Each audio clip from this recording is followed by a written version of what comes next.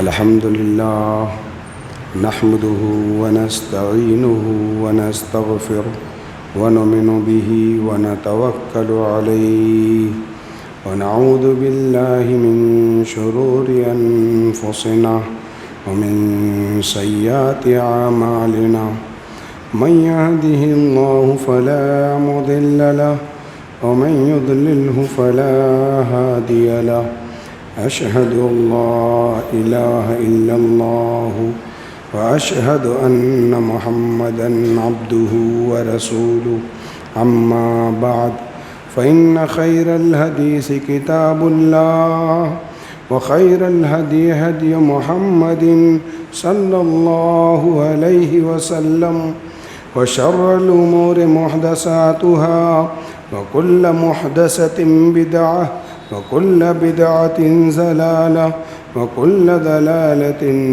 في النار. قال الله تعالى في القرآن المجيد والفرقان الحميد: أعوذ بالله من الشيطان الرجيم بسم الله الرحمن الرحيم قل هو الله أحد الله الصمد لم يلد ولم يولد ولم يكن له كفوا أحد. الله الله يا حي يا قيوم الله يا حي الحمد لله نحمده ونستعينه ونستغفره ونؤمن به ونتوكل عليه ونعوذ بالله من شرور أنفسنا ومن سيئات أعمالنا من يهده الله فلا مضل له ومن يضلله فلا هادي له أشهد أن لا إله إلا الله وأشهد أن محمدًا عبده ورسوله أما بعد فإن خير الحديث كتاب الله وخير الهدي هدي محمد صلى الله عليه وسلم وشر الأمور محدثاتها وكل محدثة بدعة وكل بدعة ضلالة وكل ضلالة في النار. قال الله تعالى في القرآن المجيد: أعوذ بالله من الشيطان الرجيم بسم الله الرحمن الرحيم نحن قسمنا بينهم معيشتهم في الحياة الدنيا ورفعنا بعضهم فوق بعض واتخذ بعضهم بعضا سخريا. تمام قسم کی تعریفات و توصیفات اس وحدہ لا شریک خالق کائنات مالک ارض و سما کے لیے لائق و زیبا ہے، جس نے ہمیں اشرف المخلوقات بنا کر اس روئے زمین پر بھیجا. لاکھوں کروڑوں درود و سلام ہو اس ہستی اقدس و مقدس پر جس کا نام نامی اسم گرامی جناب محمد رسول اللہ صلی اللہ علیہ وسلم ہے. یہ وہ ذات مقدسہ و مطہرہ و مبارکہ ہے جس نے ہمیں زندگی کے تمام شعبوں میں جینے کا ہنر سکھلایا ہے. میرے محترم بزرگوں، نوجوان ساتھیوں، عزیز بچوں اور میری پردہ نشین ماؤں اور بہنوں، میں آج جمعہ کے اس مختصر سے وقت میں اپنے سامعین کو یہ بتلانے کی کوشش کروں گا کہ حشر کے میدان میں اللہ رب العالمین تمام دنیا انسانیت سے بلا 5 سوال کیے ان کے قدم کو ہٹنے نہیں دے گا. میرے محبوب نے کہا لا تزال قدم ابن آدم، کہ کسی بھی آدم کی اولاد کے قدم ہیل ہی نہیں سکتے ہیں جب تک وہ 5 سوالوں کے جواب نہ دے دیں اللہ کو. اس میں سے ایک سوال جو ہے وہ یہ ہے کہ انسان کا جو سب سے اہم کام ہے دنیا کے اندر اپنی جینے کے لیے، کہ اس نے مال کو کہاں سے کمایا ہے اور مال کو کہاں خرچ کرنا ہے یا کہاں خرچ کیا ہے اس نے.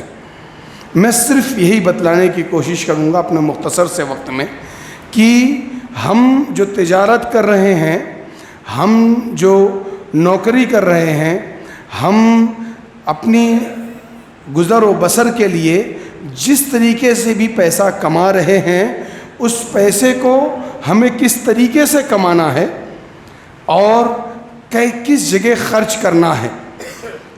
جنت میں جانے کا بڑا آسان راستہ بتلاؤں گا انشاءاللہ۔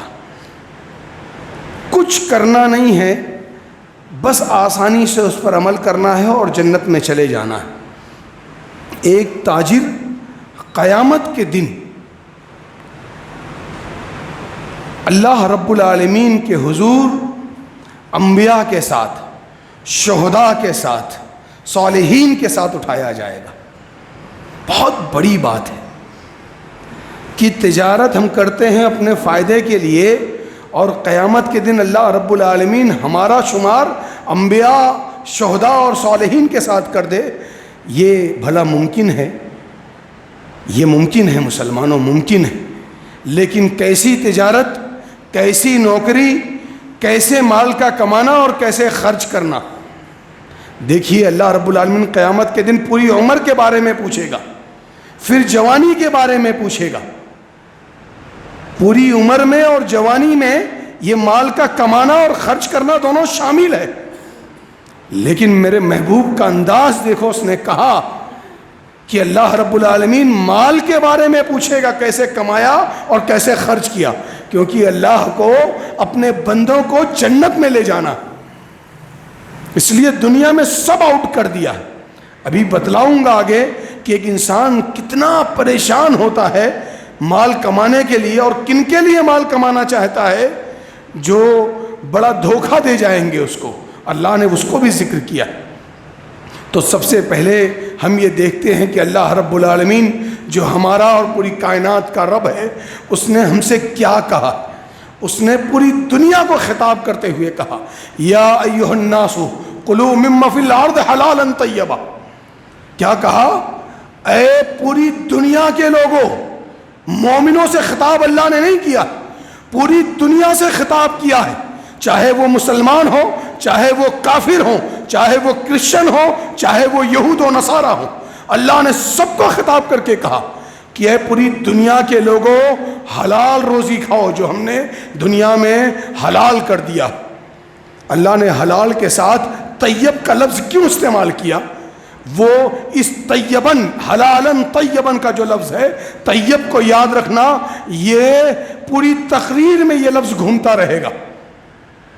میری بہت ساری مائیں یہاں موجود ہوں گی، ان کو ایسا لگے گا کہ آج بات صرف تاجروں کی ہے، تو ہمارا کیا ہے اس میں؟ ہم جمعہ میں آئی ہیں، ہمارے لیے کیا ہے؟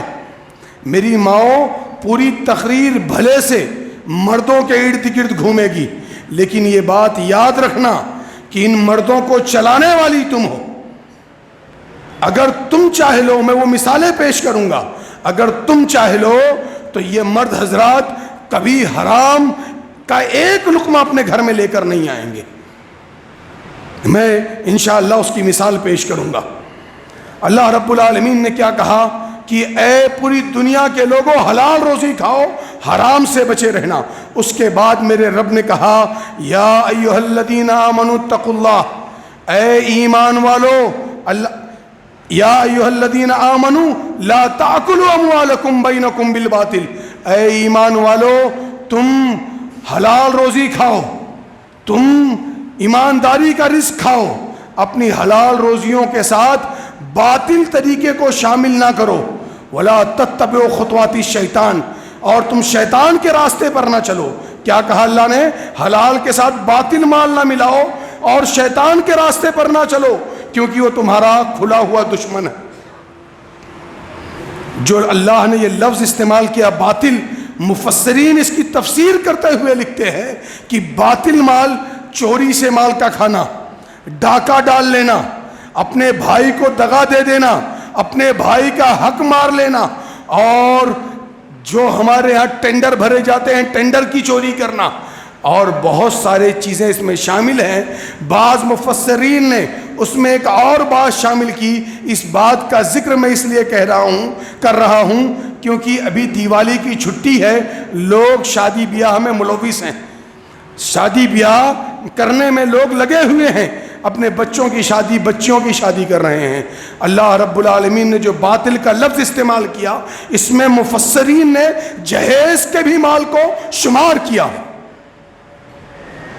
اور جو اللہ نے کہا کہ جو جوا ہے حلال ہے، حرام ہے، جوا کھیلنا حرام ہے، میسر کا لفظ قرآن میں استعمال کیا۔ مفسرین نے لکھا ہر وہ مال جو بلا محنت آسانی سے آ جائے وہ میسر میں شامل ہے، وہ جوئے میں شامل ہے، اور جہیز کا مال بڑی آسانی سے آتا ہے، اس لیے یہ میسر میں شامل ہے۔ تو اپنے مال کو باطل طریقے سے نہ کھاؤ، چوری نہ کرو، بے ایمانی نہ کرو، دغا نہ دو، اپنے سگے بھائی کا حق مار کے نہ کھا جاؤ، اپنی سگی بہنوں کو اپنے باپ کی وفات کے بعد وراثت نہ دے کر کے ان کے مال کو حرام طریقے سے غصب نہ کر لو۔ یہ میرا رب کہنا چاہتا ہے، لا تاکلوا اموالکم بینکم بالباطل۔ آج ہم مسلمان، خدا کی قسم کہتا ہوں، اخبار پڑھتے ہیں سارے مسلمان، نیوز دیکھتے ہو، سوشل میڈیا پہ ہونا، جا کر دیکھو اس وقت مسلمانوں کا عالم کیا ہے۔ تجارت میں ان سے بڑا چور موجود نہیں ہے، ان سے بڑا بے ایمان موجود نہیں ہے، ان سے زیادہ دگا دینے والا موجود نہیں ہے۔ یہ اس قوم کا عالم ہے کہ جس قوم کے بارے میں کفار کہا کرتے تھے کہ اپنی امانتیں رکھوانی ہے تو مسلمانوں کے پاس رکھوا دو۔ جس قوم کا بچہ ابو عبیدہ بن جراح پوری دنیا کا سب سے بڑا امین کہا گیا، آج اس قوم کا عالم یہ ہے کہ اس کے بچے خیانت کرنے لگے، اپنے سگے بھائیوں کی امانت ان کے پاس محفوظ نہیں ہے۔ باپ کی موت کے بعد بڑا بیٹا، اس کے پاس اس کے بھائی بہنوں کا حصہ امانت ہے، اس نے اپنے بھائیوں اور بہنوں کے حصے کو غصب کر لیا۔ لا تاکلوا اموالکم بینکم بالباطل۔ تم نے مال کمایا، تم نے مال کماتے ہوئے اپنی تجارت میں جھوٹ بولا لوگوں کو۔ کسی بیپاری نے تم سے یہ کہا کہ یہ مال اتنے کا نہیں اتنے کا دے دو، ترنت قسم کھانے لگے، قرآن کو سر پہ اٹھا لیا کہ خدا کی قسم، اللہ کی قسم، یہ مال اتنے میں خریدی نہیں ہے۔ اس بیپاری نے تم سے تمہاری خریدی نہیں پوچھا ہے، اس نے خود خریدنے کی بات کی، تم نے خود ہی قسم کھا کر اپنے رزق کو حرام کر لیا۔ تم نے کوئی ٹینڈر بھرا، اس ٹینڈر میں رشوت دی تم جانتے ہو تمہارے محبوب نے کہا الراشی والمرتشی کلاہما فی النار، دو کے دونوں جہنم میں ہیں، لیکن اپنا ٹینڈر پاس کروانے کے لیے تم نے رشوت دی ہے۔ میں یہ نہیں کہتا کہ اپنا حق لینے کے لیے رشوت کا دینا گناہ نہیں، اگر تمہارا حق ہے تم رشوت دو، اپنا حق لے لو، یہ جائز ہے، محدثین نے اس کو جائز قرار دیا ہے، علماء کی ایک بڑی جماعت اسے جائز کہتی ہے، لیکن اپنا حق لینے کے لیے یہ نہیں کہ کہیں ویکنسی نکلی ہے، ٹیچروں کی ضرورت ہے، تمہارے پہچان کا کوئی ہے، تم ان کو پیسہ دے دو، رشوت دے دو، تمہارا حق نہیں ہے، تم ٹیچر بن جاؤ وہاں، یہ گناہ ہے مسلمانوں، یہ گناہ ہے۔ اور کوئی نااہل کو اگر اپنے یہاں رکھ لے صرف اس بنا پر کہ وہ پیسہ زیادہ دے رہا ہے، خدا کی قسم حشر کے میدان میں اس کا وہ عالم ہوگا کہ اگر وہ سن لے تو اس کا کلیجہ دہل جائے گا۔ آج ہم مال چوری کر کے، بے ایمانی کر کے کماتے ہیں، کس کے لیے؟ کس کے لیے کماتے ہیں؟ آج ایک انسان جب جوان ہوتا ہے، مال کماتا ہے، تو اس کو سب سے پہلے اپنے چھوٹے بھائیوں کا خیال آتا کہ میں اپنے بھائیوں کو سیٹ کر لوں۔ یہ بات حقیقت ہے، پوری دنیا جانتی ہے اس بات کو کہ جب ایک بھائی جوان ہوتا ہے، پیسہ کماتا ہے، تو وہ کہتا ہے کہ پہلے میں اپنے چھوٹے بھائیوں کو سیٹ کر لوں۔ وہ اپنے بھائیوں کو جب سیٹ کرتا ہے، کیونکہ بھائی سے بڑی محبت ہوتی ہے، بھائی یہ بھائی کا بازو ہے، بڑی طاقت ہے بھائی۔ جو بھائی آج بھی مل کر رہ رہے ہیں، خدا کی قسم کسی میں ہمت نہیں ہے کہ اس کی طرف نگاہ اٹھا کر دیکھ لے۔ بھائی ایک دوسرے کے لیے بہت بڑی طاقت ہے، اس لیے انسان پہلے اپنے بھائیوں کو بنانا چاہتا ہے، پھر جب پیسہ کماتا ہے تو کہتا ہے اب پیسہ کمایا ہوں، اب اپنے ماں باپ کو حج کروا دوں۔ انسان جب جوان ہوتا ہے پہلے اپنے بھائی کو سیٹ کرنا چاہتا ہے، پھر ماں باپ کو حج کروانا چاہتا ہے، پھر شادی کرتا ہے اور بیوی بچوں کا دھیان رکھتا ہے۔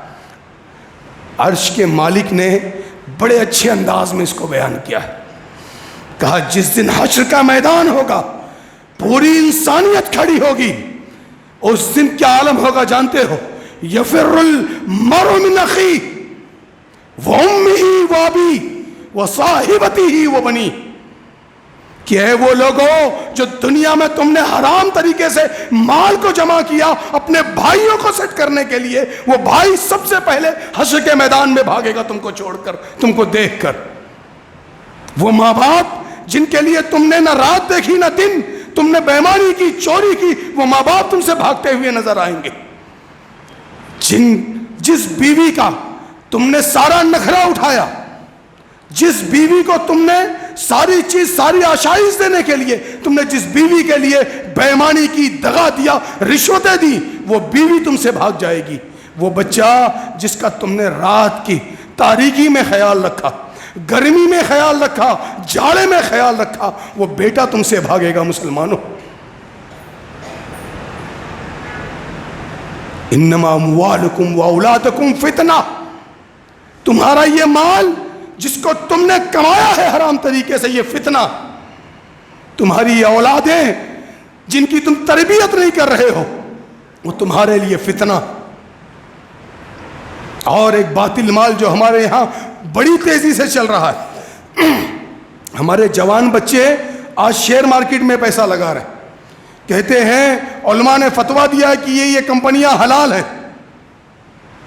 میں بھی یہی سمجھتا تھا کہ جن کمپنیوں کو حلال سرٹیفائڈ کیا گیا ہے ان کمپنیوں پر پیسہ لگایا جا سکتا ہے، لیکن جب اس کی تہ میں گیا تو یہ پتا چلا جتنی کمپنیوں کو حلال کا سرٹیفکیٹ ملا ہے، سب کمپنیوں میں، تقریباً سب کمپنیوں میں الا ماشاءاللہ ایک آدھا کو چھوڑ کر، سب میں 30%، 29% پیسہ سود و بیاج کا۔ اب کون سے علماء ہیں جنہوں نے فتویٰ دیا کہ سلوس یہ جائز ہے؟ جیسے وصیت میں ایک انسان اپنی موت سے پہلے اپنے مال کی وصیت کر سکتا ہے سلوس کا، کہ وہ کسی کو اللہ کی راہ میں دے دیا جائے وارثین کے علاوہ، انہوں نے اس حدیث کو اس پر فٹ کر دیا۔ آپ ریلائنس کو دیکھو، پچھلے سال صرف سعودی عرب سے 1.5 ٹریلین روپیہ لگا تھا، 1,500 ٹریلین، اللہ تبارک، 1,500 ٹریلین پیسہ پچھلے سال 2023 میں لگا تھا۔ آپ اس کو اٹھا کر دیکھو، 29% شیئر کا جو پیسہ اس کے پاس ہے وہ بینک سے لیا ہوا۔ آپ بسلری اٹھا کر دیکھ لو، آپ اس پر پیسہ لگاتے ہو، آپ ٹاٹا موٹرز اٹھا کر دیکھ لو، آپ اس پر پیسہ لگاتے ہو۔ دیکھو تو صحیح، جن کمپنیوں کو علماء نے حلال قرار دیا ہے وہ کون سے عالم ہیں جنہوں نے حلال قرار دیا؟ میرے نبی نے کہا کہ درہم اور ربا، 1 درہم سود کا، یاکلہ الرجل وہو یعلم، کہ انسان اس کو کھا لے 1 روپیہ سود کا، اور انسان جانتا ہو یہ سود کا پیسہ ہے، اشد عند اللہ من 36 زنیۃ، 36 بار ایک انسان زنا کرے، یہ آسان ہے اللہ کے نزدیک 1 روپیہ سود کا کھا لینے سے۔ ہم شیئر مارکیٹ میں پیسہ لگاتے ہیں۔ مسلمانوں، اپنے سگے بھائیوں، اپنے چچازاد بھائیوں کے کاروبار میں پیسہ لگاؤ۔ ٹھیک ہے، میں جانتا ہوں کہ اس وقت بےمانی کا عالم ہے، کہیں پیسہ لگاؤ لوگ لے کر بھاگ جاتے ہیں۔ کوشش کرو کچھ اچھے بیپاری ملے، ان پر پیسہ لگاؤ، وہ محنت کریں گے، آپ پیسہ لگاؤ گے، نفع دونوں کا ہوگا۔ ایک اور ہمارے یہاں برائی پائی جاتی ہے کہ ہم پیسہ لگا دیتے ہیں، ہم کیا کہتے ہیں، یہ 10 لاکھ روپیہ لے لو، ہر مہینے 50,000 روپیہ دیتے رہنا۔ یہ نہیں کہتے ہیں کہ نفع ہوگا یا نقصان، 10 لاکھ دیا ہوں، 50,000 ہر مہینے چاہیے، یہ سود ہے۔ بے مضاربہ جائز ہے، کیا جا سکتا ہے، ایک آدمی پیسہ لگائے، ایک آدمی محنت کرے، یہ جائز ہے، لیکن نفع پر پیسہ دینا یہ حرام، یہ جائز نہیں ہے۔ یہ ہمارے یہاں عام طور پر نمازیوں کا حال ہے، 1 لاکھ رکھا ہوں، 2 لاکھ رکھا ہوں، 5 لاکھ رکھا ہوں، لے لو، کتنا نفع دو گے وہ بتاؤ۔ اگر اس نے کہہ دیا نفع میں بھی ہو نقصان میں بھی، تو وہ آپ کے ساتھ سودا نہیں کریں گے، آپ کے ساتھ نہیں رہیں گے۔ سود و بیاج کے کاروبار سے مسلمانوں بچو، حرام ہے، یہ کاروبار حرام ہے۔ اور میری ماں تم سے کہتا ہوں کہ آج تمہارے شوہر گھروں میں بات کرتے ہیں کہ لاؤ قسط پر گھر لے لیتے ہیں، ہم قسط پر لون پر گاڑیاں لے لیتے ہیں، تم گھر میں رہتی ہو، سنتی ہو، انہیں بتاؤ کہ ہم بلا گھر کے رہیں گے، بھاڑے کے گھر میں رہیں گے، بلا گاڑی کے رہیں گے، کرایہ دے کر آئیں گے جائیں گے، لیکن ایسا گھر اور ایسی گاڑیاں نہیں چاہیے جس سے اللہ ناراض ہو جائے۔ اللہ نے قرآن میں کہا فَاذَنُوا بِحَرْبٍ مِّنَ اللَّهِ وَرَسُولِهِ، جس نے سود و بیاج کے کاروبار کو نہیں چھوڑا وہ تیار ہو جائے، اس لیے کہ وہ اللہ اور اس کے رسول کے خلاف اعلان جنگ کر رہا ہے، اور اللہ اور اس کے رسول اس کے خلاف لڑنے کو تیار۔ یہ بہت بڑی بات ہے مسلمانوں، اس لیے اپنی روزیوں کو حلال طریقے سے کماؤ، حرام طریقوں سے بچو، سود و بیاج سے بچو۔ جو حرام کمائی کر رہے ہیں آپ دیکھ لو، کسی کے بچے لائن پر نہیں۔ جو اپنے بچوں کو حلال کھلاتے ہیں، اللہ رات کی تہجد میں جب وہ اللہ سے دعائیں مانگتے ہیں یا عام نمازوں میں جب وہ اللہ سے دعائیں مانگتے ہیں، اللہ ان کے بچوں کے حق میں ان کی دعاؤں کو قبول کرتا ہے۔ اور یہ بات سمجھ لو کہ اگر تم حرام کھاؤ گے، حرام کھلاؤ گے، نہ تمہاری نمازیں قبول ہوں گی، نہ تمہارے صدقات قبول ہوں گے، نہ تمہارے بچوں کے لیے تمہاری دعائیں قبول ہوں گی، نہ تمہارے بچوں کی عبادتیں قبول ہوں گی، نہ تمہاری پرورش رنگ لائے گی۔ پھر حرام کمائی کس لیے مسلمانوں؟ اس لیے کہ تمہارا بچہ جوان ہو کر تمہیں باندھ کر مارے، تمہیں گالیاں دے، تمہیں برا بھلا کہے، اس لیے حرام کماتے ہو۔ بچو، حرام کمائی کمانے سے بچو مسلمانوں۔ اور جب تم پیسہ کماؤ، حلال کا کماؤ، تب اللہ رب العالمین نے کیا کہا وہ دیکھو کہ جب تمہاری تجارت اچھی ہو، یہ بات جان لو اللہ کو ناپاک مال نہیں پسند ہے، حرام مال نہیں پسند ہے، اللہ طیب ہے، اور اللہ کو نیک اور پاکیزہ مال پسند ہے، اللہ طیب کو پسند کرتا ہے۔ یہ بات سمجھ لو کہ پیشاب سے کوئی پاکی حاصل نہیں کی جا سکتی، وہ بھی پانی ہے اور یہ بھی پانی ہے، لیکن پیشاب سے پاکی حاصل نہیں ہو سکتی۔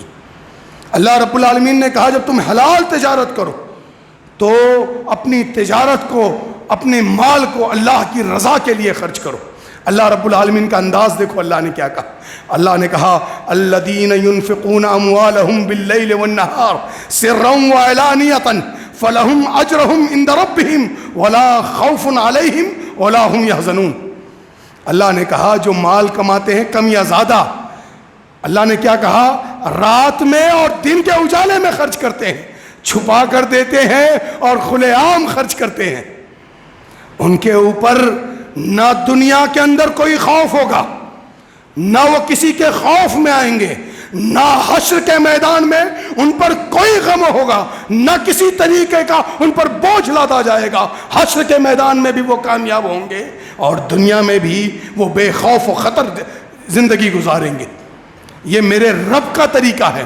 اللہ نے کیا کہا؟ رات اور دن چھپا کر اور کھلے ہو کر، کھول کر، اور دنیا میں بھی خوف نہیں ہوگا، حشر کے میدان میں بھی غمگین نہیں ہوں گے۔ یہ ان کا حال ہے جو اللہ کی راہ میں بے شمار خرچ کیا کرتے ہیں۔ اور کیا کہا اللہ نے؟ لن تنالوا البر حتى تنفقوا مما تحبون، کہ جب تک اپنی سب سے پیاری چیز اللہ کی راہ میں خرچ نہیں کر دیتے ہو۔ ایک انسان جب بڑی محنت سے اپنا گھر بناتا ہے، دکان بناتا ہے یا کوئی چیز بناتا ہے، اس کو جلدی وہ کسی کو دینا نہیں چاہتا، اس سے بڑی محبت ہوتی ہے۔ لیکن اللہ نے کہا جب اپنی محبوب چیز میری راہ میں خرچ کرو گے تو میرے محبوب بن جاؤ گے۔ جب یہ آیت نازل ہوئی، اس آیت سے پہلے کی بات بیان کرتا ہوں، پھر اس آیت کی طرف آتا ہوں۔ اللہ کے نبی جناب محمد رسول اللہ صلی اللہ علیہ وسلم جب مکہ میں آئے اور انہیں حکم ہوا، اپنے غار سے نکل کر مکہ کی وادی میں آئے، حکم ہوا ہے محمد رسول اللہ صلی اللہ علیہ وسلم جاؤ پوری دنیا کے لوگوں سے کہو قولوا لا الہ الا اللہ تفلحوا، کہو کہ اللہ کے سوا کوئی معبود نہیں ہے، جو یہ کہہ دے گا وہ کامیاب ہو جائے گا۔ میرے محبوب نے مکہ کی گلیوں میں جا کر یہ اعلان کیا، اور اعلان نہیں کیا بلند آواز سے کہا، مکہ کے لوگوں کو روک کر کہا. مکہ کے لوگوں نے گالیاں دی، برا بھلا کہا. سگے چچا نے کہا تبّن لک یا محمد لہذا جماعتنا، اے محمد تجھ پر بربادی ہو صلی اللہ علیہ وسلم، تو نے ہمیں اس لیے جمع کیا ہے. لوگوں نے مارا، گالیاں دی. گھر آئے، پورا بدن زخموں سے لہو لہان تھا. گھر بیٹھے، خدا کی قسم اللہ کسی کو بیوی دے تو ایسی بیوی دے. میری ماں، میری بہنوں غور سے سنو، اب بات تمہارے سننے کی آئی ہے. قدموں میں بیٹھی، اپنے دوپٹے کو پھاڑا اور زخمہائے مبارکہ پر رکھ کر صاف کرنے لگی. اور کیا کہا جانتے ہو؟ کہا کلا واللہ لا یخزیک اللہ ابدا، اے میرے محبوب آپ غمگین نہ ہو، اللہ آپ کو ضائع نہیں ہونے دے گا. میں آپ کی بیوی ہوں، آپ جاؤ، جو حکم آپ کو دیا ہے آپ مکہ کی گلیوں میں وہ اعلان کرو. میں اپنا پیسہ لگاؤں گی، کیونکہ وہ بڑی تاجرہ تھی، تجارت کرنے والی خاتون تھی، اللہ نے بڑا مال ان کو عطا کیا تھا. اے میرے محبوب آپ جاؤ، اللہ کے دین کو بلند کرو، میں پیسہ لگاؤں گی. اور آپ کے بچوں کی تربیت کا معاملہ ہے، آپ کی بیوی آپ کے بچوں کی بھی تربیت کرے گی. اللہ کو یہ ادا اتنی پسند آئی کہ اللہ نے جبرائیل کو عرش سے زمین پر بھیج دیا. کہ جبرائیل جاؤ، جا کر اماں خدیجہ کو میرا سلام کہو. تو میری ماں، جب تم اپنے شوہروں کا بازو بن جاؤ گی، اپنے شوہروں کے ساتھ کھڑی ہو جاؤ گے، نیکیوں پر ان کو ابھارو گی، اللہ تمہارے لیے زمین پر فرشتوں کو بھیجے گا. لیکن شرط ہے کہ تم اپنے شوہروں کو نیکی پر ابھارو، نیکی کرنے کا حکم دو، نیکی پر ان کا ساتھ دو. بے شمار پیسہ اپنا اللہ کی راہ میں انہوں نے خرچ کر دیا. اور جب یہ آیت نازل ہوئی لن تنالوا البر حتی تنفقوا مما تحبون، ایک صحابی دوڑتے ہوئے آئے، انہوں نے کہا اے اللہ کے نبی صلی اللہ علیہ وسلم، اے میرے محبوب یہ آیت میرے لیے نازل ہوئی ہے، کیونکہ میں مدینہ کا مالدار شخص ہوں اور میرا ایک باغ ہے جس میں آپ جا کر میٹھے پانی کے چشمے سے پانی پیتے ہیں. اے اللہ کے نبی مجھے وہ باغ اتنا موجود ہے کہ میں اپنی زندگی میں کسی کو باغ دینا نہیں چاہتا ہوں، اور اللہ نے یہ آیت صرف میرے لیے نازل کی. اے اللہ کے نبی یہ باغ ہے، یہ باغ آپ لے لو، اللہ کی راہ میں قربان ہے یہ باغ.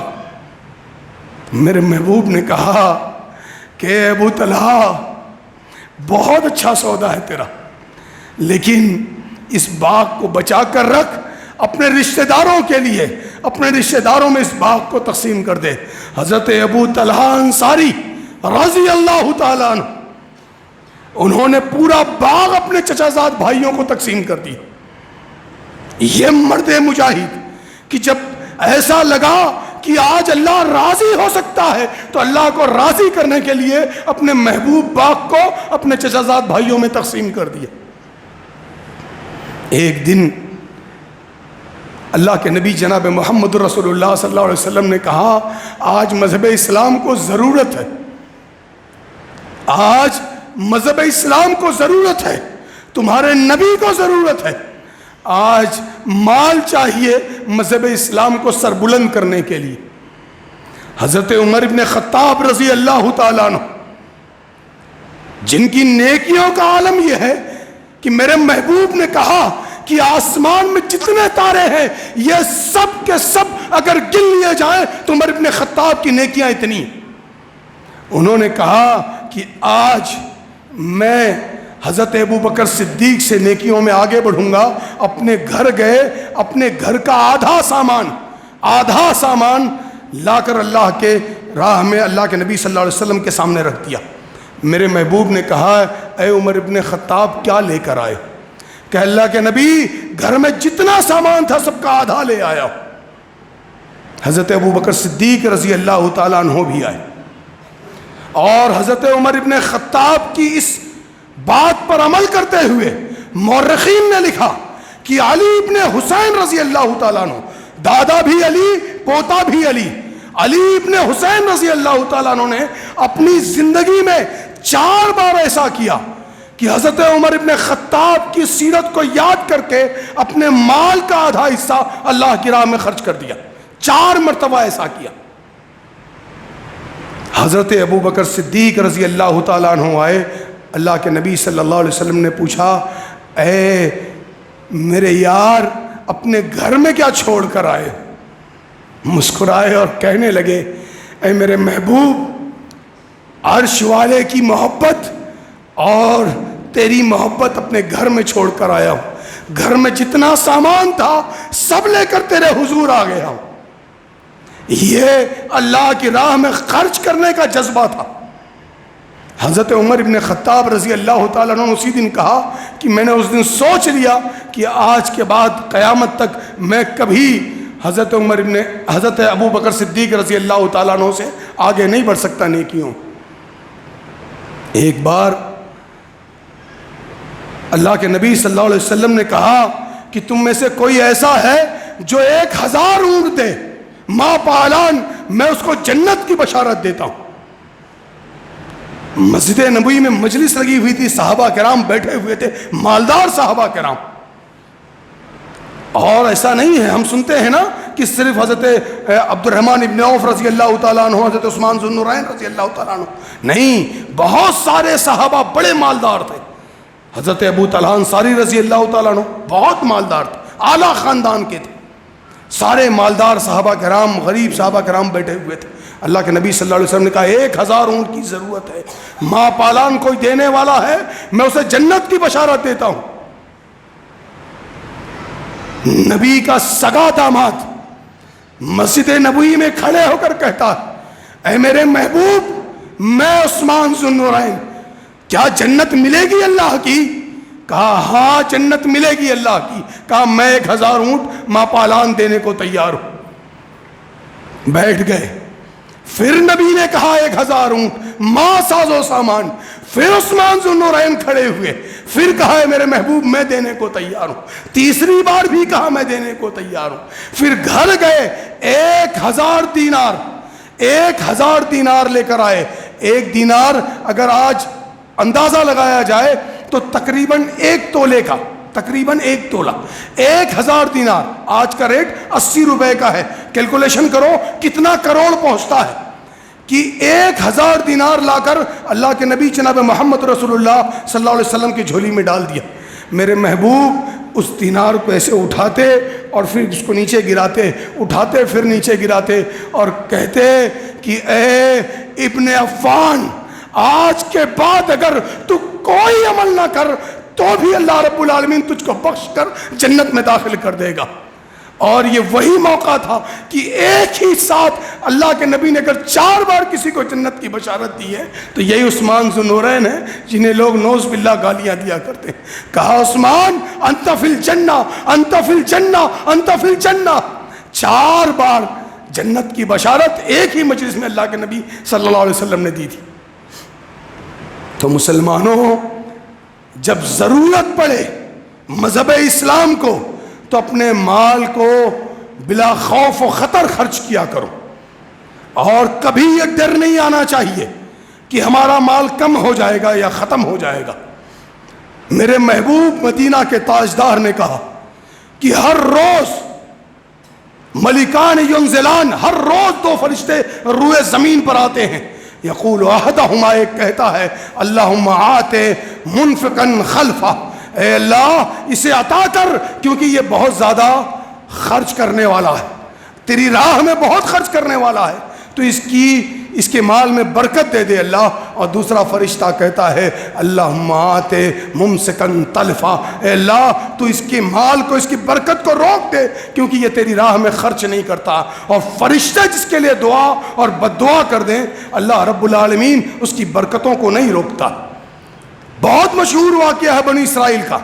وہ 3 لوگ گنجے، اندھے اور وہ کوڑھی کا واقعہ آپ نے سنا ہوگا کئی بار، میں اس واقعے میں نہیں جانا چاہتا. برکت کی دعا دی، اتنی برکت ہو گئی کہ 2 وادیاں بھر گئی جانوروں سے. اور جب بد دعا دی تو سب کچھ ختم ہو گیا. فرشتوں کی دعاؤں اور بد دعاؤں کا بڑا نیک معاملہ ہے، اس لیے فرشتوں کی دعاؤں کے حقدار بنو. ایک آخری بات کہہ کے اپنی بات کو ختم کروں گا. کہ اللہ کے نبی جناب محمد رسول اللہ صلی اللہ علیہ وسلم نے کہا کہ جب انسان مر جاتا ہے، اذا مات الانسان، جب انسان مر جاتا ہے، انقطع عنہ عملہ، تو اس کے سارے عمل جو ہے منقطع ہو جاتے، کچھ بچتا نہیں ہے۔ وہ قبر میں چلا گیا، اب وہ برا ہے تو اس کو سزائیں ملیں گی، وہ اچھا ہے تو جنت کی کھڑکیاں کھول دی جائیں گی، کچھ بھی اس کو پہنچ نہیں سکتا ہے الا من ثلاث، صرف 3 چیزیں ایسی ہیں جو اس کو فائدہ پہنچا سکتی ہیں۔ کیا؟ اس طریقے سے سمجھو، ایک گنہگار آدمی جس کا گناہ زیادہ تھا نیکیاں کم تھی، وہ قبر میں پہنچا، فرشتوں نے اس کو سزا دینا شروع کر دیا، لیکن اس نے روئے زمین پر ایک مسجد بنائی ہے عالی شان، اپنے رشتہ داروں کا خیال رکھا ہے، رات کی تاریکی میں اپنے قریبی رشتہ داروں کی مدد کرتا رہا ہے، اپنے یتیم بھتیجوں اور بھانجیوں کا خیال رکھتا رہا ہے، وہ ان کی دعائیں اور ان کی نیکیاں اس کی قبر میں نیکیوں کو بڑھاتی گئیں، اتنا بڑھائی کہ اس کی سزا رک گئی۔ وہ خود تو نیک نہیں تھا لیکن قبر میں اس کی سزا روک دی گئی۔ وہ خود حیران ہو کر پوچھے گا کہ کیا وجہ ہے کہ میری سزا کو روک دیا گیا، تو اسے بتایا جائے گا دنیا میں تو نے جو عمل کیا تھا، جو صدقہ کیا تھا، جو اپنے رشتہ داروں کا خیال رکھا تھا، اپنے پڑوسیوں کا خیال رکھا تھا، اپنے بھائیوں کا خیال رکھا تھا، اپنی بہنوں کا خیال رکھا تھا، ان کی دعاؤں نے آج تجھے بچا رکھا ہے۔ صدقۃ جاریۃ، جاری صدقہ، مسجدوں کا بنانا، نل کا لگانا، کسی کی شادی بیاہ میں مدد کرنا، کسی کو تعلیم دے دینا، کسی کو پڑھا دینا، مدرسے میں اس کی فیس بھر دینا، مدرسہ بنوا دینا، یہ جاری صدقہ ہے۔ دوسرا ولد صالح یدعو لہ، یہ بڑی بات ہے، یہی بات کہہ کے میں اپنی تقریر کو ختم کر دوں گا۔ ولد صالح یدعو لہ، آج پوری مسجد بھری ہوئی ہے، ابھی عصر کی نماز میں 2 سب سے زیادہ لوگ نہیں رہیں گے، امام صاحب سے پوچھ لینا۔ ولد صالح یدعو لہ، وہ بوڑھے جو خود نمازی ہیں، ایک بات جان لو، تمہاری نمازیں تمہیں جنت میں نہیں لے جا سکتی اگر تم نے اپنے بچوں کو، اپنی بیویوں کو نہیں حکم دیا ہے نماز کا تو، یا ان کو مارا نہیں ہے، ان پر سختی نہیں کی ہے تو۔ اور میرے جوانوں، تم سے کہتا ہوں کہ تم جان بوجھ کر اپنے گزرے ہوئے ماں باپ کو، یا زندہ ہیں ان کو جہنم میں لے جانا چاہتے ہو، کیونکہ تمہارے پاس وقت موجود ہے، جوانی موجود ہے، تم دعائیں کر کے جو تمہارے ماں باپ قبر میں لیٹے ہوئے ہیں ان کو فائدہ پہنچا سکتے ہو، لیکن تم نے نمازوں کو چھوڑ رکھا ہے، تم گناہ میں ملوث ہوتے جا رہے ہو۔ تمہارے یہ بوڑھے ماں باپ جو چند دنوں کے بعد اس دنیا سے رخصت ہو جائیں گے، تم نماز کے عادی نہیں ہو، ان کی موت کے بعد بھی نماز نہیں پڑھ پاؤ گے۔ ولد صالح یدعو لہ، ہر بچے کی دعا قبول نہیں کی جائے گی، ہر بچہ صدقہ جاریہ میں نہیں آئے گا، شرط ہے ولد صالح، نیک اولاد ہونا شرط ہے، اولاد کا نیک ہونا شرط ہے، ماں باپ پر تربیت شرط ہے۔ بتاؤ کوئی ایسا واقعہ کہ میرے نبی نے کہا ہو اپنے 10 سال کے بچے کو مارو، کسی بھی غلطی پر کہ میرے نبی نے کہا ہو؟ کبھی نہیں میرے نبی نے کہا، صرف نماز کے لیے کہا ہے کہ بچہ 10 سال کا ہو جائے تو اسے مار کر مسجد لاؤ۔ اس لیے مسلمانوں، تم اپنے بچوں کو نمازی بناؤ، پرہیزگار بناؤ، ان کی تربیت کرو، تاکہ کل قیامت کے دن تمہارے جنت کے جانے کے راستے میں وہ حائل نہ ہو جائیں۔ اپنے بچوں کو صبح فجر میں جگاؤ، خود نمازی بنو۔ سب سے پہلے تو خود نمازی بننا ضروری ہے۔ ہماری اکثریت نماز سے دور ہے، اس لیے ہم میں بے ایمانی آ گئی، اس لیے ہم میں وہن آ گیا، اس لیے ہم دنیا سے ڈرنے لگے، اس لیے ہم دوسروں کے زیر نگی ہونے لگے۔ آج دوسری قومیں ہم پر حکومت کر رہی ہیں۔ اب میرا وقت ختم ہو گیا، ورنہ یہ موضوع بھی بہت اچھا تھا کہ دوسری قومیں ہم پر حکومت کیوں کر رہی ہیں۔ آخر میں اللہ رب العالمین سے دعا ہے کہ اے اللہ رب العالمین، تیرے گھر میں کھڑے ہو کر تجھ سے دعا مانگتے ہیں، اے پروردگار ہم سب کی کمائی کو حلال کر دے اللہ۔ اے رب العالمین تو ہمیں توفیق دے کہ ہم حرام کمائی سے بچیں اللہ۔ اے رب العالمین ہمارے بچوں کی حلال کمائی میں برکت دے دے اللہ۔ اے رب العالمین ہماری حلال کمائی میں برکت دے دے اللہ۔ اے پروردگار عالم جب ہم مال کے مالک بن جائیں تو ہمیں وہ توفیق دے کہ ہم تیرے راستے میں دل کھول کر خرچ کریں اللہ۔ اے پروردگار عالم ہم اپنے شہر کی مساجد کا، مدارس کا، مکاتب کا، اپنے شہر کے غریبوں کا خیال رکھیں اللہ۔ اے اللہ ہم اپنے مال کو اپنے شہر کے مسکینوں پر خرچ کریں اللہ۔ اے اللہ ہم جو مال خرچ کریں وہ تیری رضا کے لیے کریں اللہ۔ اے رب العالمین تو ہم کو ریاکاری سے بچا لے اللہ۔ اے رب العالمین ہمیں نمازی بنا دے، ہماری آنے والی نسلوں کو نمازی بنا دے اللہ۔ اے رب العالمین اے پروردگار عالم یہ تیرے بندے تیرے دربار میں بیٹھے تجھ سے کچھ چاہتے ہیں، اے پروردگار عالم ان کا عزم اور حوصلہ صحابہ کرام کی طرح کر دے اللہ۔ اے اللہ ان کی کمائی میں برکت تو حضرت عثمان ذو النورین عبد الرحمن ابن عوف کی طرح عطا کر دے اللہ۔ اے اللہ ان کے دل کو عبد الرحمن ابن عوف جیسا بنا دے اللہ، عثمان ذو النورین جیسا بنا دے اللہ۔ اے اللہ ابو طلحہ انصاری جیسا بنا دے اللہ۔ اے رب العالمین میری ماؤں کو اماں ختیجہ کا ہنر عطا کر دے اللہ۔ اے رب العالمین تو میری جوان بہنوں کی عزت کی حفاظت کر لے اللہ، ان کے دین کی حفاظت کر لے اللہ۔ اللہ میری بیٹیوں کو بہکنے سے بچا لے اللہ۔ آمین وآخر دعوانا الحمدللہ رب العالمین۔ عباد اللہ یرحمکم اللہ ان اللہ یأمرکم بالعدل والإحسان وإیتاء ذی القربى وینہی عن الفحشاء والمنکر والبغی لعلکم تذکرون واذکروا اللہ یذکرکم وادعوہ یستجب لکم ولذکر اللہ تعالی اعلی جل واتم وعم اکبر۔ والسلام علیکم ورحمۃ اللہ۔